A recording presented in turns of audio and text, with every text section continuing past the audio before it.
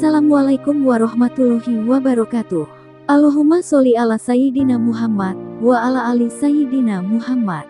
Pemirsa yang dirahmati Allah, marilah kita simak ceramah dari Ustadz Dasat Latif dengan tema mendidik anak yang baik. Sebelumnya marilah kita perbanyak sholawat minimal 1000 kali sehari, agar hidup kita penuh barokah dan mendapatkan syafaat kelak. Jangan lupa berikan dukungan kepada channel kami dengan memberikan super thanks seikhlasnya. Marilah kita doakan semoga Ustadz Dasat Latif sekeluarga dan para penonton YouTube ini diberikan kesehatan dan diberikan kebahagiaan dunia dan akhirat. Amin ya robbal alamin. Allahu Akbar, Allahu Akbar, Allahu Akbar. Disambung oleh malaikat, disambung oleh Ibrahim alaihissalam. La ilaha illallah, huwallahu akbar. Lalu Ismail alaihissalam menjawabnya dengan kalimat Allahu Akbar walillahil hamd. Nah, ini kalimat kalau kita lebaran sekarang. Allahu Akbar, Allahu Akbar, Allahu Akbar. La ilaha illallah, wallahu akbar. Allahu Akbar walillahil hamd. Inilah yang disunnahkan Rasulullah ketika kita dari rumah menuju ke tempat ibadah Idul Fitri atau Idul Kurban. Nah, biasa kalau kita dari rumah ke masjid, Pak, takbir jaki, takbiran ki. Nah, kalau anak-anak milenial sekarang tidak takbir, Pak, update status. Mulai nak pakai kudungnya, mulai nak pakai bajunya, update status mi, update status. Siap-siap Idul Fitri. Di jalan foto selfie, OTW masjid. Sampai masjid foto lagi, 2 rakaat sholat tahiyatul masjid. Sujud, mana sujud? Nah, foto ton dari atas. Alhamdulillah selesai Idul Fitri. Nah, itu anak-anak milenial sekarang. Nah, ibu bapak, saudara-saudara sekalian, inilah sejarahnya Idul Kurban.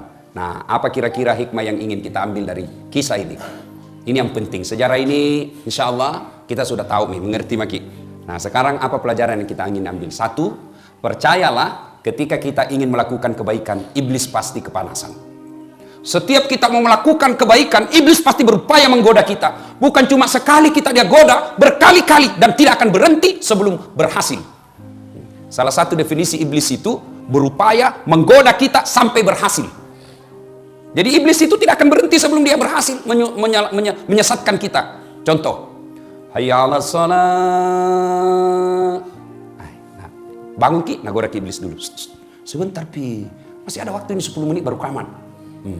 Anggaplah bapak berhasil. Bangun, jangan pikir setan berhenti di situ. Nagoda ki lagi, apa nabisi ki? Dingin, wudhu ke subuh tuh, dingin. Akhirnya apa? Wudhu kita tidak sempurna, buru-buru kita. Percayalah ketika wudhu kita batal, maka tidak sah kita punya sholat. Nagoda ki, anggaplah wudhu sangat bagus. Nagoda ki itu langsung bunyi handphone tak.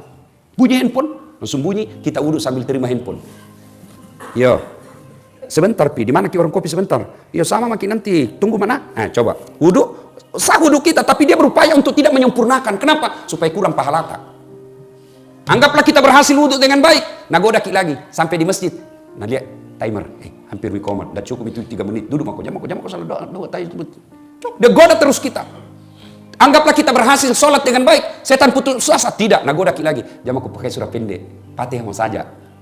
Anggaplah kita berhasil baca Fatihah dengan baik, dengan surah pendek dengan baik. Gerakannya lagi nak ganggu iki. Sudah gerakan dengan baik.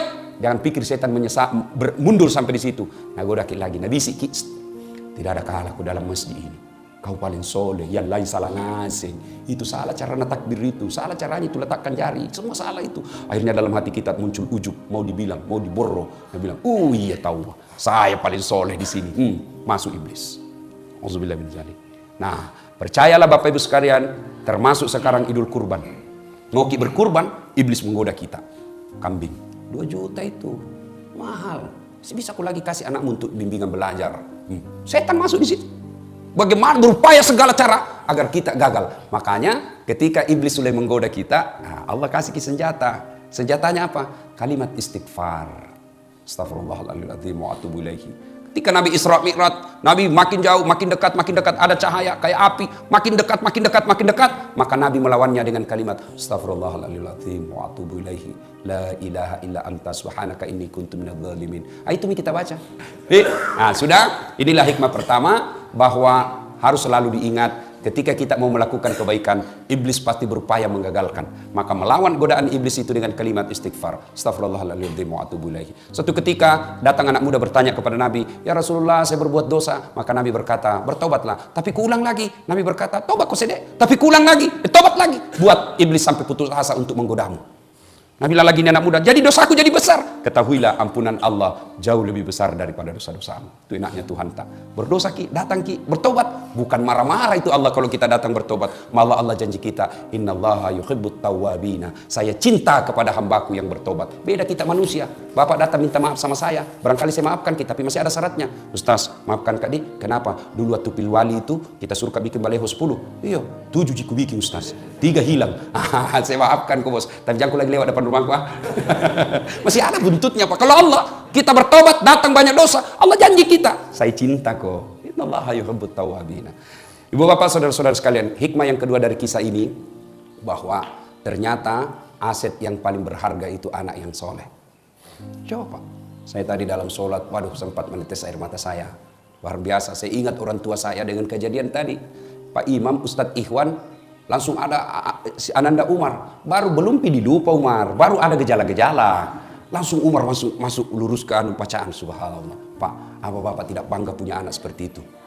Jangan kita terlalu bangga kalau bahasa Inggris dia anak tak pintar. Pak, jangan kita. Tahu jago itu anak Ustaz, masih SD pintar bahasa Inggris. Awal jago bahasa Inggris. Itu makin di Inggris, anak-anak di sana bahasa Inggris semua.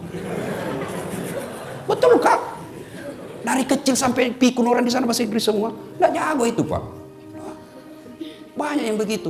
Kursus bahasa Inggris mulai dari kelas 4 tahun bahasa Inggris, 10 tahun masih bahasa Inggris. Jangan kita kalau berdoa juga nanti tidak jadi bilang, "Oh my God, please help me, my father." Taleka.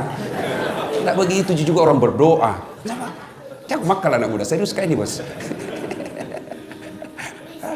Alhamdulillah ibu bapak adik-adik sekalian ya. Saya langsung ingat orang tua saya. Masya Allah. Bapak saya itu kodon tidak pernah belajar agama. Ibu saya juga tidak pernah belajar agama. Sekolah pun tidak cukup, hanya pandai membaca dan menulis. Apa yang membuat saya kadang-kala tersentuh? Apa kita tidak bangga Pak? Orang tua tak tanya ke agama lalu kita jelaskan. Nah tanya, yang kasih podang na ihe, dek garek nawat di tempat tepak kuku kumeluk makaroba. Lalu kita jelaskan, itulah bantuan kita kepada orang tua kita, menunjukkan dia jalan yang lurus. Apa kita tidak bangga Pak? Punya anak ketika kita butuh pengetahuan agama, dia hadir memberikan pengetahuan itu. Itu kekayaan tak paling berharga. Harta, emas, rumah, mobil, tidak ada gunanya ketika kita sudah mati. Dan tidak bisa meluruskan iman kita itu, malah bisa menyesatkan kita itu harta. Tapi anak yang soleh dan soleha Pak, bangga mati Pak. InsyaAllah, Pak kita tidak bangga. Begitu kita, tidak begitu caranya nak. Mak begini cocoknya, subhanallah. Pada usia senja, orang tua kita arahkan ke agama yang lebih dekat dengan Allah Subhanahu Wa Taala. Nah sekarang orang tua, hati-hati ke didik anak sekarang Pak. Ya, siapa yang didik anak tas sekarang? Handphone. Siapa yang didik anak tas sekarang? Warnet.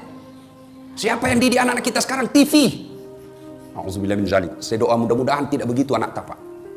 Ini ada baru-baru saya dapat informasi. Baru-baru saya dapat informasi. Kelas 2 SMP. Berapa umurnya itu kalau kelas 2 SMP? Ya, 14 ya? 14-15 tahun. Apa yang terjadi? Sudah pernah berhubungan suami istri. Dan saya tanya, berapa perempuan kau kasih begitu? Dia bilang 5 Mi. Saya ajak ngomong. Saya bilang, di mana kau lakukan? Di rumahnya itu perempuan. Beranimu itu?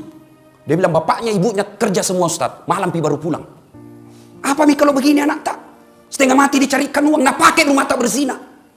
Kita bangga Mi bagus rumah tak. Kita bangga kita dihormati orang. Kita bangga banyak duit tak. Kita bangga bermewah-mewah kita punya mobil. Tapi anak tak berzina di rumah tak tiap hari. Dan itu bukan cerita fiktif, itu banyak yang terjadi. Ini yang perlu. Momentum Idul Kurban ini, evaluasi apa anak tak ini seperti Ismail atau menjadi anak yang dekat dengan iblis. Tak ada gunanya anak tak tinggi sekolahnya kalau dia jauh dari agama.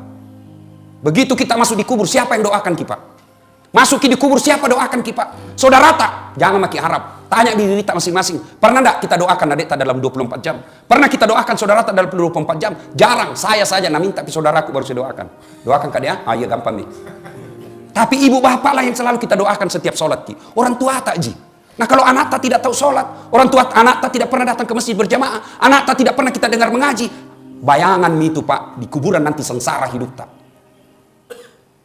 Ayo, jangan sampai anak tak Kita ini orang tua kan kadang gagal wujud cintanya baik, sayang mau nyayangnya anaknya bagus, tapi aplikasinya yang salah. Semangat cintanya kepada anak bagus, tapi cara cintanya itu yang salah. Dibelikan HP-nya smartphone. Itu bapak kalau belikan anak smartphone, lalu dia punya data. Oke, tidak ada datanya, tapi dia punya wifi. Dia dapat internet gratis. Saya ini dosen komunikasi. Banyak meneliti soal media. Dan itu amanat, di mana dapat itu pak? Di mana dia dapat informasi porno-porno? Dari handphonenya. Coba maki, suruh tulis di situ. Anak-anak kita pakai smartphone, nah tulis saja itu di mesin pencari. Film porno, Indonesia blokir. Tapi ada lagi mesin yang bisa membebaskan blokir itu. Akhirnya apa? Pencariannya lari dulu ke Singapura. Tidak diblokir, dia bisa buka. Dan keluarlah itu ratusan informasi tentang porno. Kalau kita dulu kecil pak, jangankan film, gambar saja tidak bisa didapat. Akhirnya apa? Kita tidak pernah pikiran yang jorok-jorok. Sudah itu tiap malam diterpa otaknya dengan pikiran-pikiran porno. Sudah itu malam anak tak kita kira jago ki, satu anak satu kamar, kita rusak itu anak tak. Kita dulu zaman kecil, satu kamar, 3 bersaudara di dalam. Akhirnya apa? Kita punya kekerabatan persaudaraan kencang. Kita punya persaudaraan kuat. Kenapa? Kita sama tidur. Sekarang satu anak satu kamar, satu anak satu TV. Tidak pernah ketemu, pulang rumahnya, pulang sekolah, masuk kamarnya masing-masing. Memegang HP-nya, mulai mima video call. Tiba-tiba ada namanya sekarang video call. Ya kak beda bibir tak dek, ini nih kak. Kasih turun sedikit. Ya sedikit lagi dek, buka sedikit. Apa? Tiap malam nih dia begitu. Tiap malam, akhirnya apa? Ketemu nanti, praktek nih. Itu yang merusak anak-anak kita pak. Maka bapak, pengajian kali ini hati-hati pak. Jangan maki kasih smartphone anak tak. Masuk lagi pak. Belum saatnya dia pegang itu. Kasih saja HP 3G. Seperti HP nama mamaku. Miss call G, SMS G, terima G. Itu mau saja. 3G juga itu bos. Bapak saudara-saudara sekalian. Yang ketiga, hikmah dari pengajian kita ini. Bapak ibu saudara-saudara sekalian, berkurbanlah. Alhamdulillah Allah tidak nasuruh jaki potong anak tak. Tapi kambing jina suruh ki sama sapi. Ya kalau nasuruh ki potong anak tanah empat, masih ada pilihan. Potong anakmu, dicari yang mana yang paling dongo ini.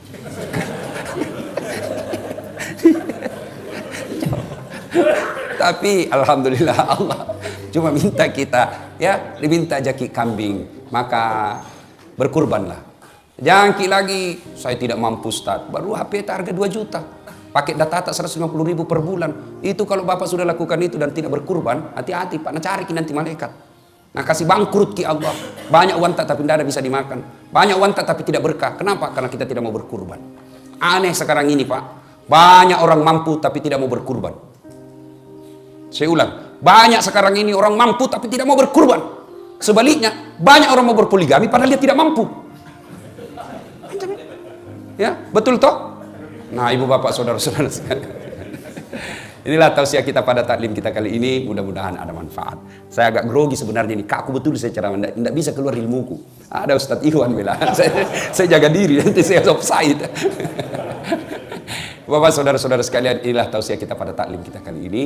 Sebagai penutup saya ingin menyampaikan firman Allah. Bismillahirrahmanirrahim. Ya ayyuhalladzina amanu dukhulu fis silmi kaffatan wala tattabi'u khutuwatis syaitan innahu lakum aduwwum mubin. Wahai orang-orang yang beriman, masuklah kalian ke Islam, ke dalam Islam secara sempurna. Jangan Islam pencitraan, jangan Islam karena mau pilkada dan lain sebagainya.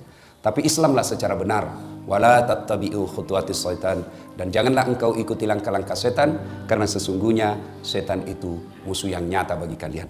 Mudah-mudahan ada manfaat. Sebelum saya akhiri, ini adik santri, ada yang bisa jawab pertanyaanku. Tadi Nabi siapa yang Ibrahim alaihissalam punya anak? Siapa nama anaknya? Siapa namanya anaknya? Satu? Ismail. Kasih hadiah. Yang bisa jawab jawaban. Ada hadiahnya. Mana Miko dong? Wah. Bukan lupa, yuk kasih masuk Umar. Bukan rezeki na Umar.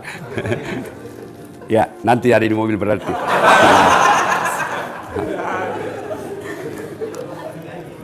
Sudah dijanji tawa. Uang Malaysia mau kukasih Umar. Ya, ambil ada rezeki. Uang Malaysia, mudah-mudahan bisa pergi Malaysia Umar. Ya, Bapak saudara-saudara sekalian, inilah tausiah kita, mudah-mudahan ada manfaat. Satu lagi, apa hikmah dari pengajian tadi ini? Ada 3 deh. Ini yang hafal-hafal. Ada 3 apa? Ada yang tahu? Satu mau sebut. Siapa? Siapa? Ayo, ada lagi? Siapa? Ya, Pak. Oh, menjadi anak soleh ya, dapat hadiah juga. Nah hadiahnya.